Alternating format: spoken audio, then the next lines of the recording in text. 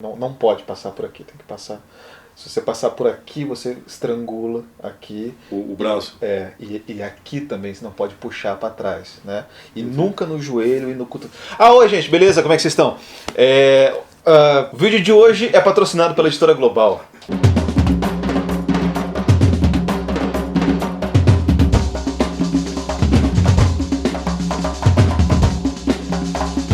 Conversa com a Fátima tá no ar, galera, e hoje estamos aqui para falar novamente dele, o nosso camarada Guimarães Rosa.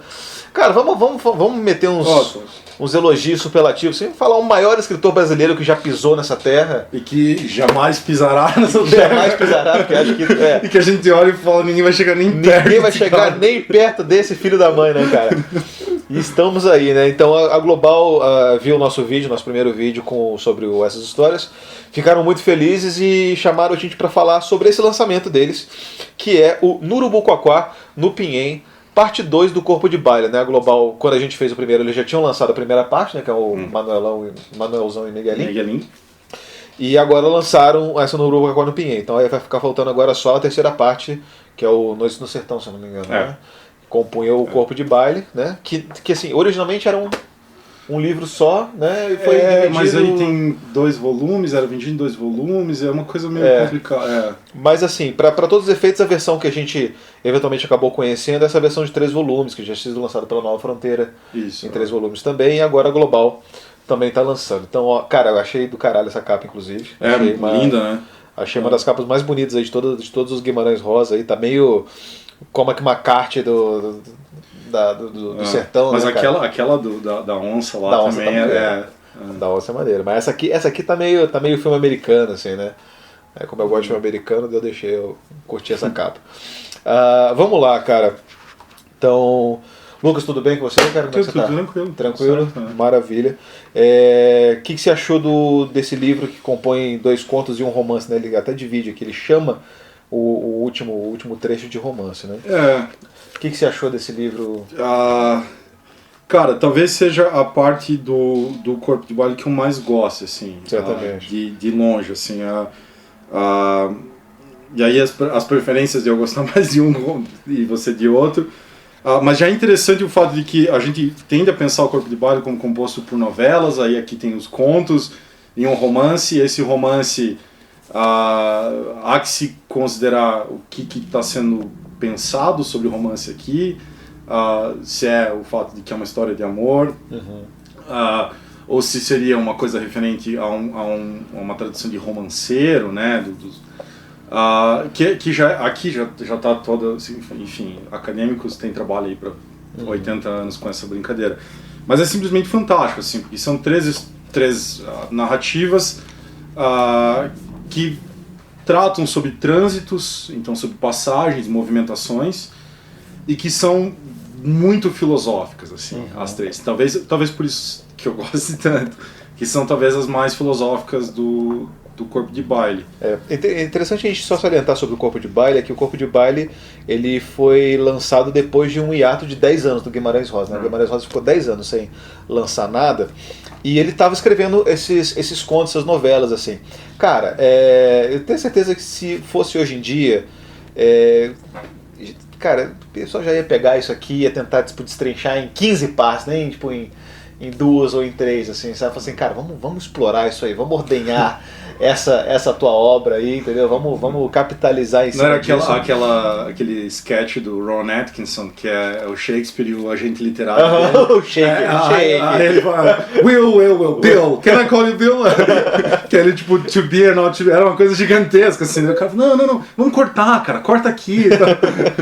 Então, daí é isso, assim, e eu acho que é muito bom, assim, porque a gente consegue ver nesse movimento do Rosa, que primeiro, assim, ele não estava nessa de, né, ele não estava querendo ser chamado para flip, não estava querendo, sabe, tipo, tomar cervejinha com a galera maneira. O cara ficou 10 anos trancafiado escrevendo para lançar uma parada sólida, robusta e que ninguém nunca vai chegar aos pés.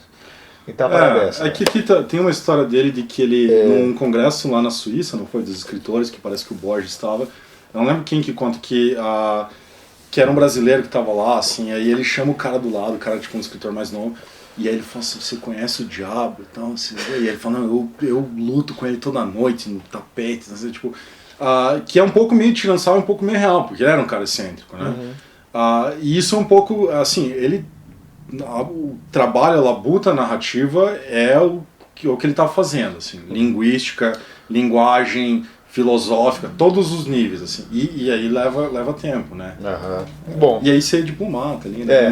Ser diplomata, mesmo tempo, assim. Mas conhece o diabo? Você não conheço, eu me dou muito bem com ele, me dou bem com Deus, com o diabo, assim, falo com todo mundo. De ser diplomata literalmente, você diz, o que você faz, assim, Joãozinho, o que você... cara, vamos nos jantar aí, tem uns caras aí que... Mas enfim, cara, então pra quem chegou agora, o Corpo de Baile ele é dividido em 2 contos. Um primeiro chamado O Recado do Morro. Essa parte do Corpo de Baile, né? Essa parte, desculpa, esse livro que a gente está tratando, né? O Recado do Morro, Cara de Bronze e depois o romance, que é a última parte desse livro aqui, que chama A História de Lélio e Nina, tá? Esse livro aqui ainda tem um ensaio, né, feito pela Regina Zilberman. Umas fotos legais do Guimarães aqui, tipo, com os alforjes aqui e tal, tipo, bem maneiro, né? E a gente estava conversando aqui um pouquinho antes do vídeo começar e a gente viu que o Nurubuquaquá no Pinhém assim, é um livro que explora muito as possibilidades e a definição e os conceitos daquilo que seja narrativa, né? A gente estava conversando sobre isso. Uma coisa que talvez seja legal de falar, essa região, esse lugar, uma fazenda e tal, vai estar presente nos 3 de alguma maneira. Ou vai estar lá e os personagens vão passar, ou vão fazer referência a alguém que vai lá, ou de alguém que veio de lá, todos vão ter... seria como que ambientar, por exemplo, criar um universo, um universo dentro do universo que é o sertão. É o Rosa Verso. Que é isso. O Rosa Verso. Que, por exemplo, aqui, sei lá, o Faulkner faz algo muito parecido e tal, que é interessante. Isso já é uma característica... O Stan Lee faz algo parecido com os filmes da Marvel também. Mesmo nível, assim. Não, mas isso é uma coisa bastante interessante de ressaltar, né? Que tem uma ambientação parecida, porque você fica com a suspeita de que esses personagens que não são nominados na outra narrativa, que eles poderiam ter se conhecido, né? Que tá nesse trânsito. Tá todo mundo passando de um lugar para o outro e uma hora os caras realmente podem ter se esbarrado. Pode se esbarrar. Então assim, o primeiro conto, que é o Recado do Morro, acho que eu diria que é o mais emocionante. O segundo é o mais experimental, né? E o terceiro é o mais afetivo, né? Como você falou. E o Lucas gostou mais do Cara de Bronze, eu gostei muito mais do Recado do Morro. Vamos começar na ordem então, né? Falar primeiro do Recado do Morro.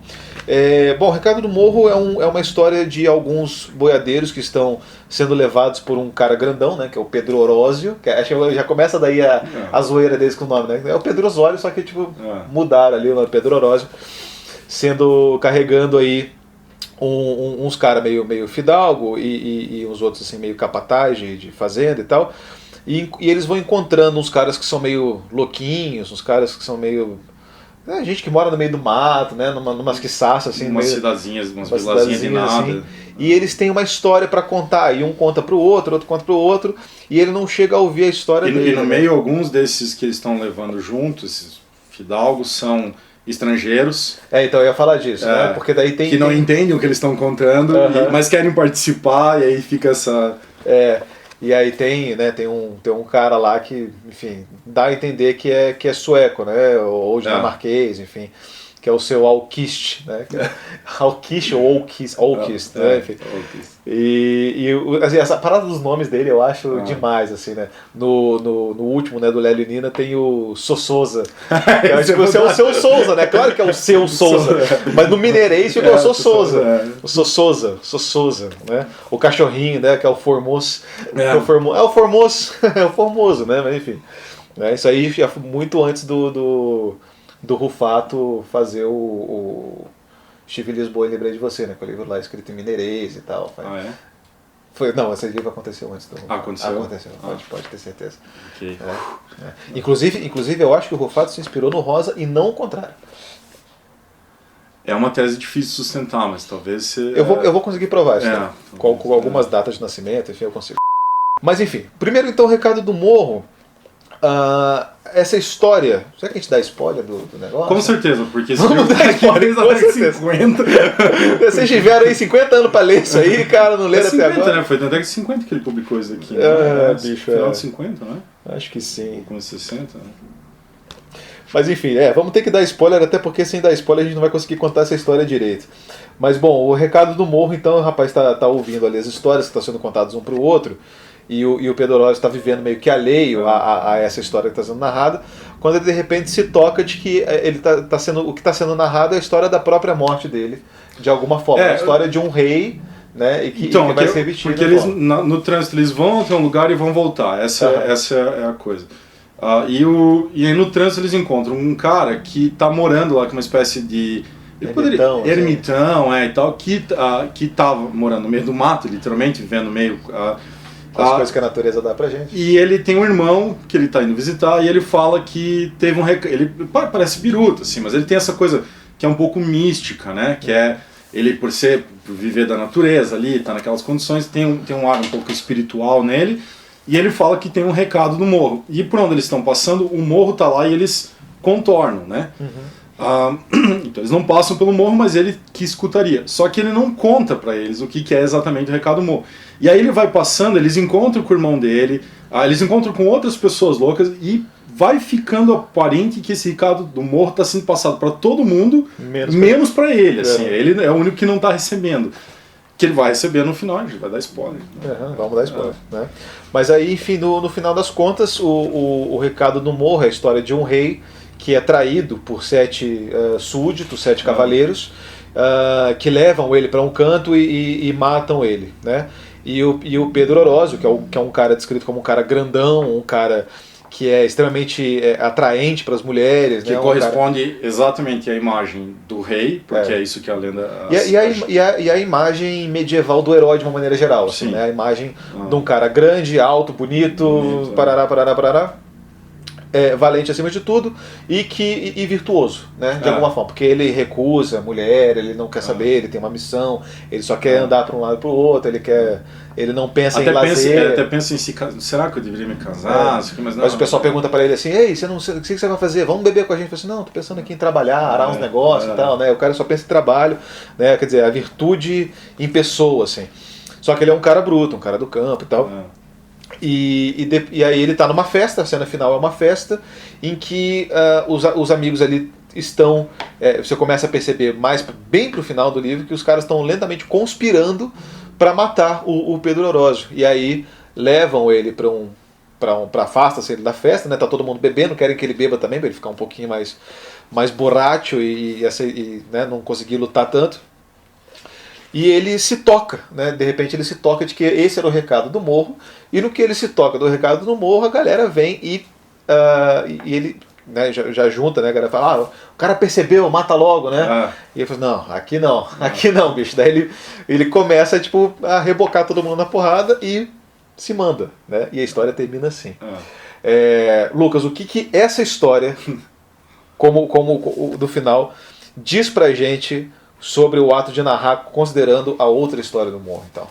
Pois bem, aquele que eles acham que é alemão e que na verdade é um sueco, dinamarquês, sei lá, possivelmente dinamarquês porque essa é a referência que vai estar. Você sacou isso, quando ele vai brindar... Ele fala escola. Escola, eles entendem como escola. Escola. Que é escola. E ele é o que fala lá na festa, conta a história desse rei. Que está na Gesta da Nora, do Saxo Grammaticus. Vai ter que explicar para a galera o que Ok, Saxo Grammaticus a gente não sabe se é verdade ou não, é um autor do medieval que compilou as sagas dinamarquesas, a história da Dinamarca, de vários reis, de vários heróis, vários mitos e tal, no que é a Gesta da Nora. Então, a gesta dos dinamarqueses, dos daneses. E aí ele conta essa história.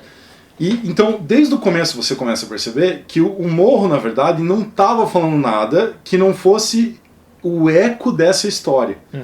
Essa história é o que o morro ecoava. Só que na história original, o rei morre.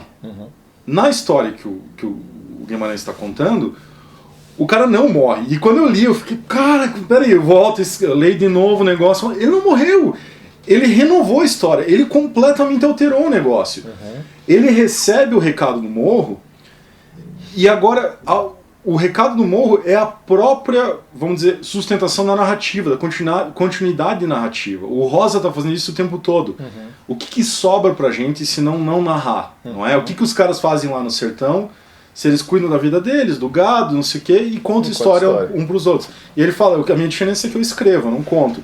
Mas tem um pouco a ideia de que se ele não contar, eles também param de narrar. Não é aquela coisa meio oriental de que se você para de contar a história do mundo, o mundo deixa de existir e tudo mais. Aqui vem, só que vem nessa noção de repetição, que é esse eco, que é uma duplicação. Esse que é maluco, cara. Porque ele simplesmente duplica ou reduplica invertendo. Repetindo, mas invertendo. E aí produzindo uma diferença total. O cara não morre. O cara grande e tal. Porque eles estavam tentando fazer ele beber, mas ele é grande. Então ele não estava tão bêbado assim. E os outros caras já estavam metade ali, já estavam meio caindo. Então dá tempo dele reagir e tudo mais. O fato dele colocar aquele personagem nórdico e fazer ele contar do que se trata, não é? E aí o cara sacar, e aí ele reagir e tudo mais, aqui é esse nó narrativo. Assim. Isso daqui é num nível absurdo, cara, absurdo. Impressionante, assim. Né? E é bom que se diga também que isso também é literatura no sentido de que a literatura, de acordo com o que a gente tem, né, que se estabelece como cânone, é também esse dialogismo com a tradição literária, com as obras do passado. O eco é um som do passado, de certa maneira, né? Então ele bate, volta e reverbera em outro, bate num lugar e reverbera em outro lugar. Que é exatamente o que o Rosa faz com a literatura dele, né? Se a gente pegar, por exemplo, que o Grande Sertão é um pacto fausto do sertão, né? Então, assim, tudo que ele está fazendo agora, ele está dizendo o que ele faz com a literatura dele, né? Ou seja, e volta, por exemplo, isso que é interessante, a gesta menor, o Saxo Grammaticus era um monge lá e tal. Então, uma formação erudita numa época que só monges escreviam, escrito em latim e tudo mais. Mas ele faz essa história que originalmente era de pessoas simples, né? Um grupo lá, o rei dinamarquês, não era bem um rei, era um grupo, sei lá, viram vikings aí, né? Sim, exatamente. É um grupinho ali de pessoas e tal, que foi escrito e que atinge a alta cultura, e agora ele volta para ser ecoado por um completo louco, ermitão, sertanejo lá no meio do... Não tem hierarquia, não tem, sabe, a literatura é tão forte, as narrativas são tão fortes que elas podem voltar em qualquer a qualquer momento. Isso, inclusive, é uma parte que me toca muito, assim, porque eu gosto muito de literatura russa, né? Eu fiz agora há pouco a resenha do Rei Lear da Steppe, que é exatamente isso, né? É um Rei Lear do Turgenev que se passa num ambiente rural entre pessoas que não são nobres, né? E que reproduzem ali o drama, né? Quer dizer, a história, a grande história universal do Shakespeare, né? Enfim, toda aquela coisa recontada ali numa fazendola no meio da Rússia, né? E a gente tem os outros casos, né? O Leskov, né? O Lady Macbeth no distrito de Mitsensky, etc. Então tudo isso é parte dessa conferência de cor local que a literatura, tanto a russa quanto a do Rosa, colocam em cima da literatura mundial, né? Que alguns diriam que toda a literatura faz, né? O Hemingway lá a gente fez no segundo episódio, primeiro episódio, a gente falou isso. Falando, ele olhando para um certo lugar e falando que remete a uma traição, porque ali é onde, no Chanson do Roland, o cara foi traído e tal. Essas voltas, só que o que é diferente aqui, que é interessante, não é simplesmente você citar. Não é para provar que você é erudito. É você torcer o troço de dentro, entendeu? É você, de fato, renovar ele, reavivar ele, sabe? Realmar ele, para não dizer reanimar. Porque é disso que se trata a literatura. Porque é disso, talvez ninguém mais do que o Rosa tenha sacado isso, assim, e tinha tanto cabedal para fazer, né? Sim. Porque ele lia latim, lia dinamarquês, o cara é foda mesmo, né? O bicho lia bastante. Cara, então, o segundo conto é o cara de bronze, né? que é uma história que se passa também numa fazenda, essa assim no Urubuquaquá, né? Na fazenda do Urubuquaquá, em que são que ali... pertence ao cara de bronze. Que pertence ao cara de bronze. O cara de bronze é o dono da fazenda. Um self-made man do sertão. É um Ike Batista do sertão. Não, porque eles frisam muito. Não, ele se fez, ele é fodão. Assim, o cara E aí a história se passa com... São vários vaqueiros ali, eles estão contando, né, as coisas, e o cara de bronze, especificamente, né, o dono da fazenda, ele é um cara que fica trancado dentro de casa. Ele é um cara que não tem... Ele é descrito como um cara que não tem amor à terra, não tem amor aos bichos. Ele é um cara que vê aquilo ali como um negócio mesmo. Sim. E que não tem contato com o mundo. E o contato dele com o mundo é através dos vaqueiros, as histórias que os vaqueiros contam para ele no leito. Acho que ele dá a entender que ele fica deitado ali. Ele tá velho e morrendo, ele era um cara muito forte que construiu todo aquele patrimônio. E agora ele tá velho e o leito parece ser um leito de morte muito longo, assim.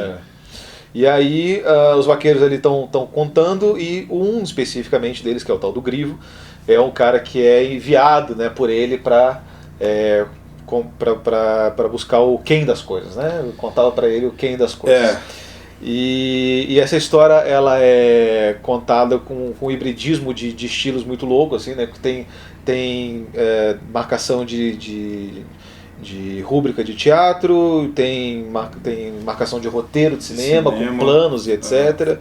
Tem poemas, no sentido de que tem um cantador ali que faz um refrão, né? E que fica, de novo, repetindo a coisa, né? Alterando e repetindo, né? Alterando e repetindo. O tema parece o mesmo, mas ele fica mudando. Meio que uma coisa de teatro grego, assim, o coro do teatro grego. Assim, parece ser, ele faz uma função de coro ali. E aí os caras estão contando e ninguém vê o tal do cara de bronze, e as pessoas também não sabem direito o que é que o Grivo vai falar pra ele. A maior parte dos caras que estão ali, dos vaqueiros, não viu jamais o cara de bronze, né? Alguns viram, ou eles falam de alguns outros vaqueiros mais velhos que viram ele, que conheceram ele mais não. Então ele já tem essa posição de ídolo, quase, assim, um cara que ele tá afastado, a casa dele acaba virando um templo onde as pessoas vão, e aqui tá todo um sentido fantástico, assim, começa inclusive daí vem, talvez, né, eu tava falando contigo agora, talvez seja daí que vem a tal da cara de bronze, assim, seja uma estátua, né, um santo, um ídolo, um totem, um ídolo ao qual só alguns têm acesso, né? Os escolhidos têm acesso a ir lá e contar histórias para ele. E ele, por sua vez, demanda dos escolhidos que façam coisas.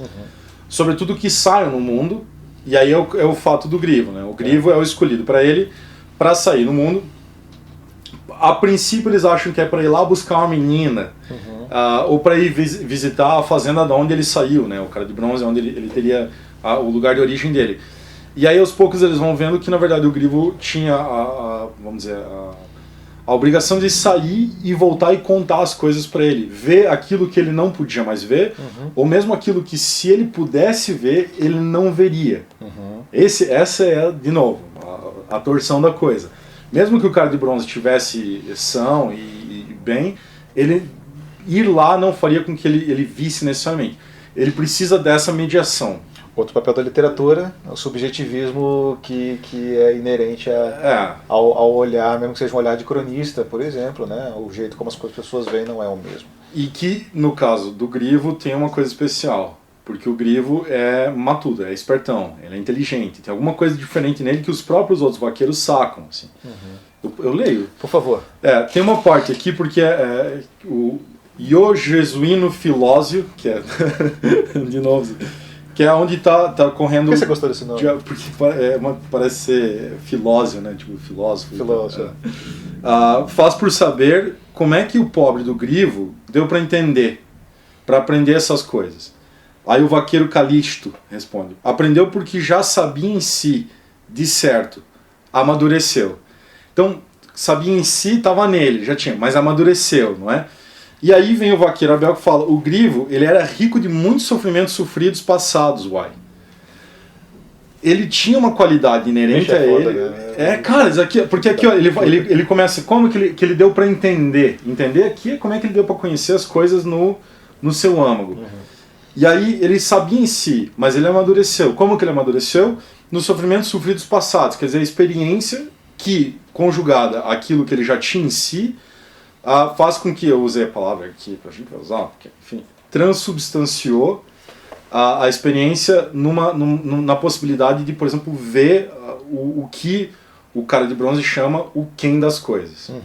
Agora, o que é esse quem das coisas que é maluco? Porque aqui, na filosofia, que é aquele esquema de pirâmide que a gente faz...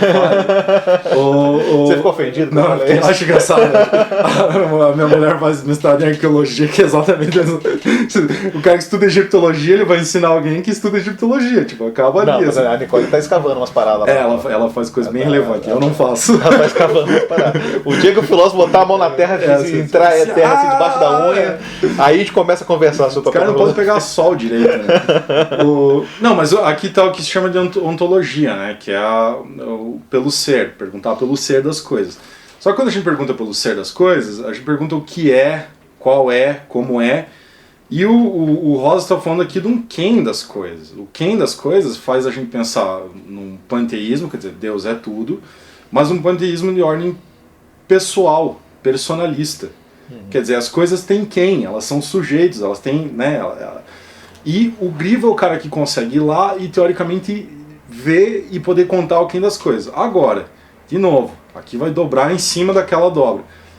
O que ele tem é a capacidade de realmente ver ou é de contar pro cara de bronze, entendeu?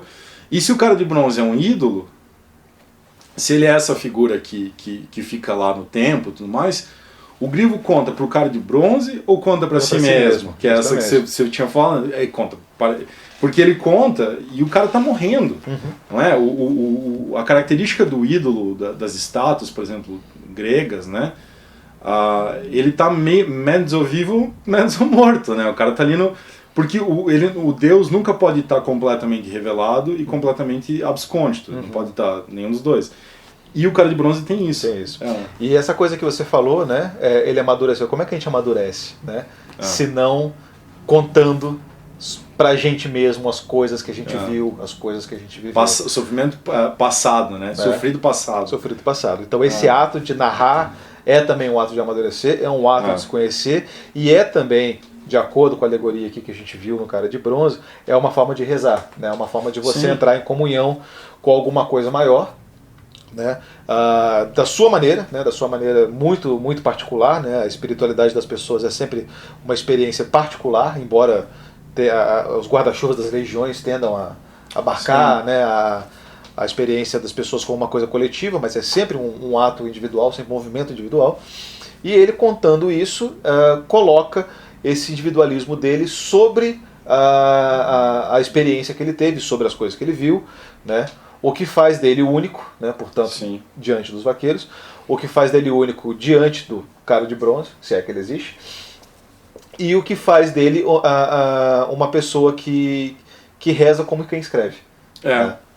Certo? Então, de certa maneira, a gente tem aí esse papel da literatura, né? De narrar como rezar, né? Ou seja, de entrar em contato com o tudo, de colocar sua particularidade sobre o tudo, né? E de amadurecer com as suas próprias experiências. E nisso, por exemplo, nessa relação com o tudo, não se perder no todo, no universo, no universalismo.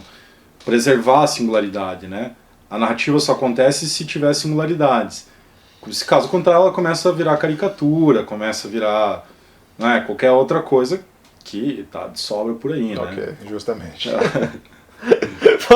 Vamos mudar de assunto. Vamos falar aqui então do romance que tem aqui, que é a história de Lélio e Nina, que é o segmento mais longo mesmo, né, do livro. Ele tem por aí 100 páginas, né, enquanto os outros têm 40, 50 páginas cada um, ou seja, é o dobro do tamanho.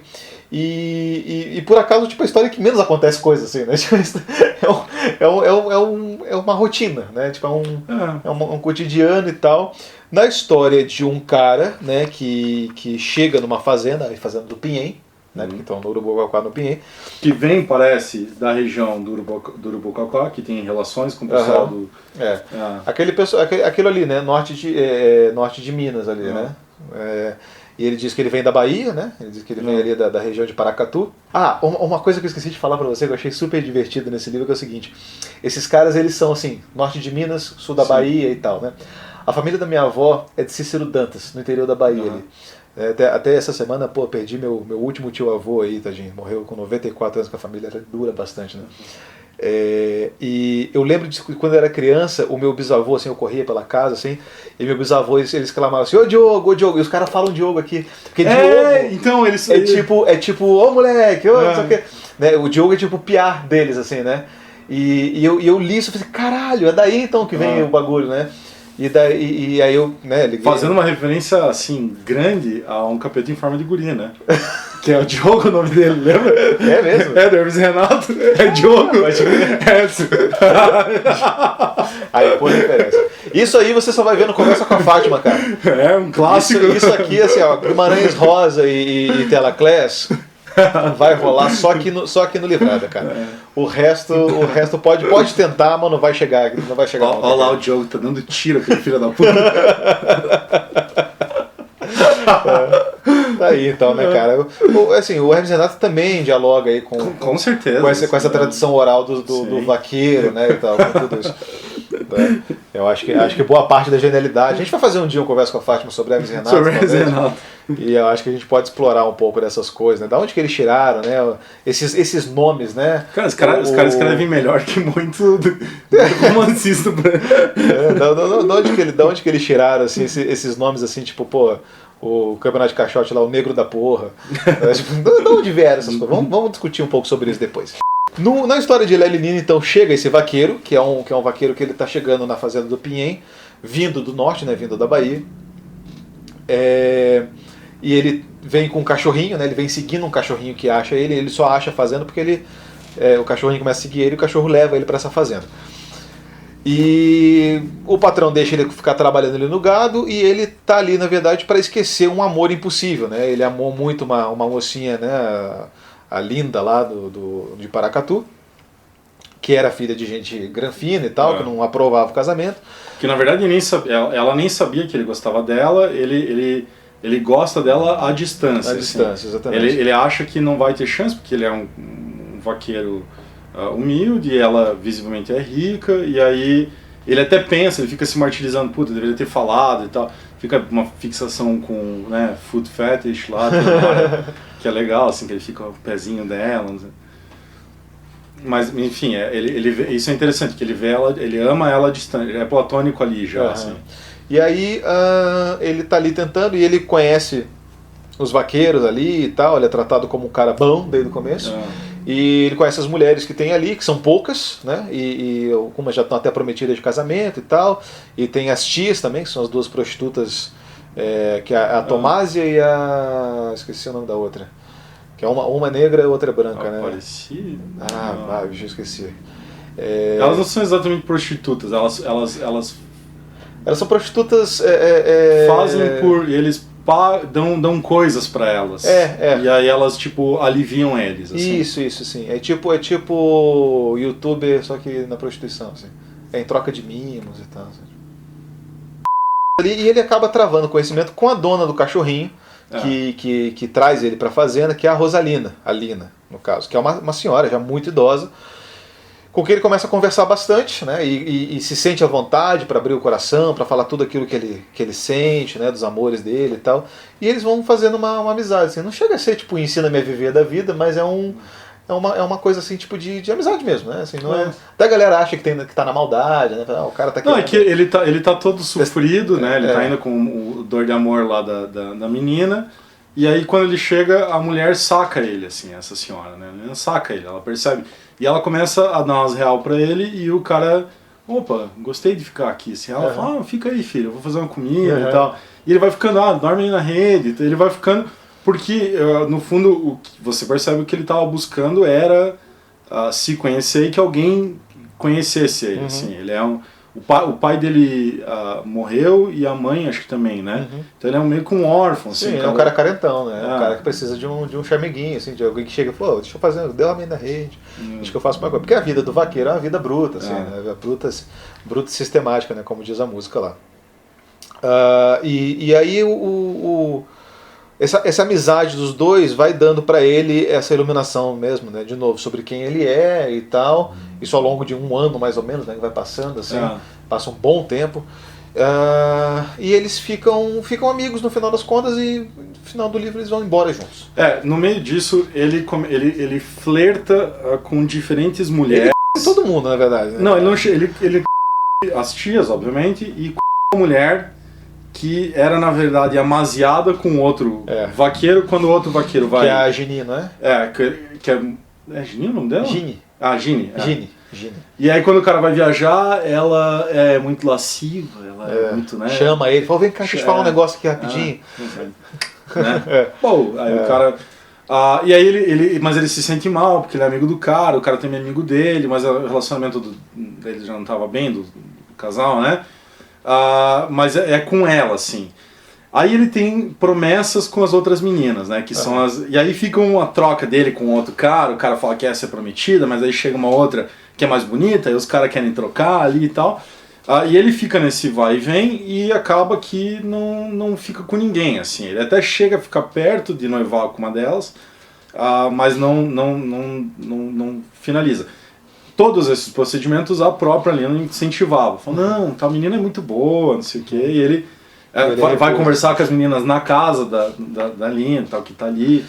Mas acaba que ele não fica com ninguém. Assim. Então, mas aí por isso que tá. Porque daí, enquanto a gente estava aqui antes para gravar, eu estava tentando forçar a barra aqui com o Lucas de uma leitura filosófica, assim, porque aqui o livro ele tem um epígrafe do Plotino, né, que é um cara que foi discípulo do... É bem depois, é um neoplatônico. Neoplatônico, né? Mas assim, a gente tem uma tradição com aquela defesa de amor que tem na historinha do Sócrates lá do banquete, de que o que na verdade o cara quer é o amor impossível, o amor é aquilo que você não pode possuir. Mas aí o Lucas falou, não tem nada a ver. Não, veja, tem se a gente pensa, por exemplo, que desde o começo, o primeiro amor dele lá com a menina linda, blá blá blá, no Paracatu, é já um platônico. Nesse sentido, sim. E por que ele não quer saber de nenhuma das outras? Ele até tenta, entendeu? Só que no caso das outras... Porque as outras estão ali, elas realizam. Realizam, Só que aí, então, e aí ele, essa relação com a Lina, ela começa a contar coisas do passado dela. E ela fala, porque o filho dela, que é um dono de uma outra fazenda, lá fica, né, encafifado, porque pensa, o que esse cara tá fazendo aqui? Que eu sou filho legítimo, você vai roubar minha herança. Que nem tem nada ali pra... muita coisa pra pegar. E aí ela acaba contando que ela era muito bonita, quando e era muito, assim, viva, vamos dizer assim. E teve casos, e era livre e tudo mais, e ela fica falando, meu mocinho, eu queria ter te conhecido ans, mas não deu. Eu há 40 anos atrás, hein? Ficar assim. E aí isso é interessante, porque enquanto com a primeira, ele não pode realizar pela diferença social, o que quer que seja. Com as outras, ele não pode realizar porque é realizável. Com a Lina, ele pode realizar. E ele realiza. Só que a realização do amor dela não é necessariamente a platônica. E não é um amor carnal. E não é um amor carnal. E, no entanto, é um amor, igualmente. É um amor que tem algo de materno filial e que tem algo de romântico, sim. Assim, se percebe ali que eles têm uma bem-querência um pelo outro.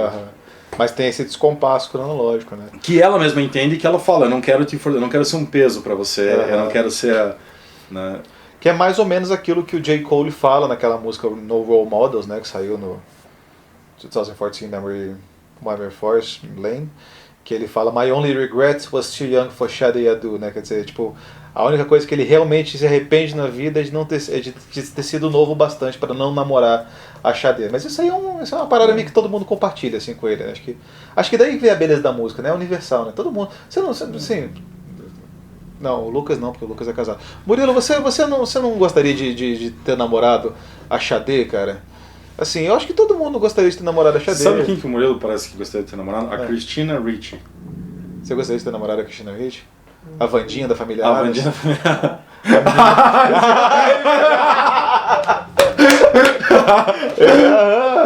No alto assim, sim. Ela naquele filme, naquele Geração Prozac lá? Ah, pode crer. Mas enfim, a Xadê, cara. Não, a gente não tá falando da Xadê, a gente tá falando do Guimarães Rosa, né? Aqui no caso. Mas enfim, então assim, tem esse descompasso, né? E ele sente que tem uma dorzinha, né? Tem uma angústia nisso, sim, né? Do cara ser jovem bastante pra Xadê, ou pra Lina aqui, né? Enfim. Mas também pra Xadê, né? Assim, não, aqui ele tá muito velho pra Xadê, porque a Xadê veio depois dele. Né? Então assim, você vê que as coisas são sempre ou lá ou cá, mas aí de novo, porque a narrativa realiza algo. E ela tem que realizar. E a realização dela é esse amor que, se fosse totalmente platônico, seria impossível. Não é impossível. Ele tanto é possível que ele é realizável, é efetivado. Mas em condições muito singulares, muito particulares, né? E no final, quando todo mundo, né, os caras, alguns morrem, outros vão embora, alguns casam, o dono da fazenda perde a fazenda por dívida, então tem que ir embora, e aí ele decide que acabou o tempo ali, e aí ele vai embora e vai levar, convida a Lina e tal. Ali tem um certo tom melancólico, assim, mas ao mesmo tempo tem uma beleza, porque é isso que eu li, eu lembro, que legal, cara, que bonito. Assim, bonito pra caramba. Você fica, sabe, dá um quentinho no coração. Se sente bem, se fosse, tipo, imagina eles indo embora ali no burrinho dela, tal, indo embora tranquilo e tal, porque alguma coisa realizou. Não realizou aquele amor carnal que é esperado e projetado para um jovem moço e bonito como ele. E que é o material base da literatura. Exato. E a gente chega no negócio. Exato. Porque assim, esse amor, essa coisa bonita, história de amor e tal, isso vem, esse é um material, uns primordiais assim, da literatura, né? Tristão e Isolda, aquela parada toda, assim. Aquele amor assim, não, vamos morrer. E ela, tipo, ele arruma um amor quentinho, assim, um amor da cobertinha, assim, eles vão embora juntos. Amor, assim, igualmente amor. Né? E aí que tá assim, a genialidade do cara de fazer uma história de amor, que é uma história de amor quentinha, não é uma história de amor tórrida, né? É uma história de amor quentinha. E que renova a possibilidade. Uma das coisas talvez mais difíceis é você escrever uma história de amor, né? Hoje.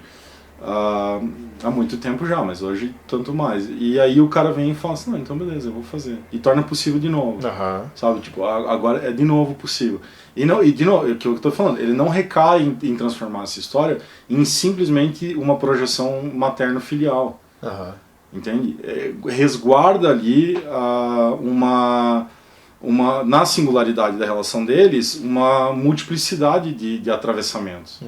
Agora ficou bonito, né? Ficou bonito. Multiplicidade de atravessamentos. Eu quase consegui uma vaga de emprego em alguma universidade dando aula.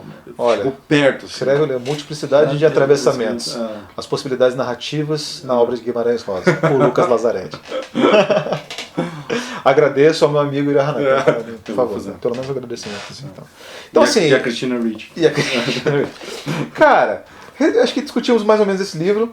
No final, assim, de novo, né? Livraço, assim, não tem muito mais que ficar rasgando seda pro cara, assim, assim, porra, Guimarães Rosa é um cara foda, não sei o que, tá me repetindo igual no outro vídeo, assim, que a gente só ficou falando, nossa, o cara é muito foda, meu Deus, como ele é foda aqui, como ele é foda lá, como ele é foda nessa hora, como ele é foda aqui. Então, mas é verdade, é porque não tem o que falar. Sempre chora.